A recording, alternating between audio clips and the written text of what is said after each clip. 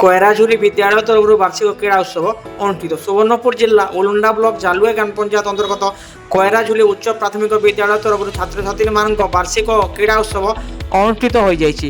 ବିଦ୍ୟାଳୟର କମଳମନ୍ତ୍ରୀ ଛାତ୍ରଛାତ୍ରୀ, ବିଦ୍ୟାଳୟ ପରିଚାଳନା କମିଟି ଓ ସମସ୍ତ ଶିକ୍ଷକ ଶିକ୍ଷୟିତ୍ରୀ ମିଳିତ ଭାବରେ ଏକ କ୍ରୀଡ଼ା ଜ୍ୟୋତି ରୂପକ ମଶାଲ ଶୋଭାଯାତ୍ରା ସହିତ ଗ୍ରାମ ପରିକ୍ରମା କରି ଖେଳ ପଡ଼ିଆରେ ପହଞ୍ଚିଥିଲେ। ଖେଳ ପଡ଼ିଆରେ ପହଞ୍ଚିବା ପରେ ବିଦ୍ୟାଳୟ ପରିଚାଳନା କମିଟି ସଭାପତି ଶ୍ରୀଯୁକ୍ତ ଲେଖରାଜ ସାଗର ଫିତା କାଟି ବାର୍ଷିକ କ୍ରୀଡ଼ା ଶୁଭ ଉଦ୍ଘାଟନ କରିଥିବା ବେଳେ ପ୍ରଧାନ ଶିକ୍ଷକ ଶ୍ରୀଯୁକ୍ତ ସୁରେଶ ପ୍ରଧାନ କ୍ରୀଡ଼ା ପତାକା ଆହରଣ କରି କ୍ରୀଡ଼ା ଜ୍ୟୋତିକୁ ପ୍ରଜ୍ୱଳିତ କରିଥିଲେ। ଏହାପରେ ମୋ ସ୍କୁଲ ଅଭିଯାନ ସଭାପତି ଶ୍ରୀଯୁକ୍ତ କ୍ଷେତ୍ରବାସୀ ଜଗଦଲଙ୍କ ଆହ୍ୱାନ କ୍ରମେ ଏକ କ୍ରୀଡ଼ା ସଭା ଅନୁଷ୍ଠିତ ହୋଇଥିଲା। ଏହି ସଭାରେ ବନ୍ଧୁତ୍ୱପୂର୍ଣ୍ଣ ଖେଳ ପ୍ରଦର୍ଶନ କରିବା ସହିତ ଶାନ୍ତି ଶୃଙ୍ଖଳାର ସହିତ ବିଚାରକ ମଣ୍ଡଳୀର ନିଷ୍ପତ୍ତିକୁ ଶ୍ରେଷ୍ଠ ନିଷ୍ପତ୍ତି ଭାବରେ ଗ୍ରହଣ କରିବାକୁ ସାମୂହିକ ଶପଥ ଗ୍ରହଣ କରିବା ସହିତ ବାର୍ଷିକ କ୍ରୀଡ଼ାର ଶୁଭାରମ୍ଭ କରାଯାଇଥିଲା।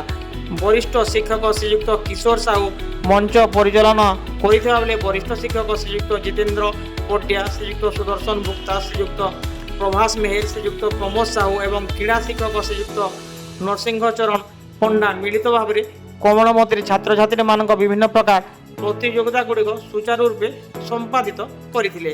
ଏହି ବାର୍ଷିକ କ୍ରୀଡ଼ା ଉତ୍ସବରେ ବିଦ୍ୟାଳୟ ପରିଚାଳନା କମିଟି ସଦସ୍ୟ ଶ୍ରୀଯୁକ୍ତ ମୀନକେତନ ମହାକୁର, ଶ୍ରୀଯୁକ୍ତ ଗୌରଚରଣ କନ୍ନ, ଶ୍ରୀଯୁକ୍ତ ବଳରାମ ସିଂ, ଶ୍ରୀଯୁକ୍ତ ବିଶିକେଶନ ମହାକୁର, ଶ୍ରୀଯୁକ୍ତ ମକରଧ୍ୱଜ ପ୍ରଧାନ, ଶ୍ରୀଯୁକ୍ତ ରଞ୍ଜିତ ଜଗଦଲ୍ଲା, ଶ୍ରୀଯୁକ୍ତ ସନେକ ସାଗର, ଶ୍ରୀଯୁକ୍ତ ନାୟକ ଜଗଦଲ୍ଲା, ଶ୍ରୀଯୁକ୍ତ ନିର୍ମଳ ଜଗଦଲ୍ଲା, ଶ୍ରୀଯୁକ୍ତ ନରେନ୍ଦ୍ର ପ୍ରଧାନ, ଶ୍ରୀମତୀ ଅଞ୍ଜଲି ମେଣ୍ଡିଲି ପ୍ରମୁଖ ଗୁରୁତ୍ୱପୂର୍ଣ୍ଣ ଦାୟିତ୍ୱ ନିର୍ବାହ କରିଥିଲେ।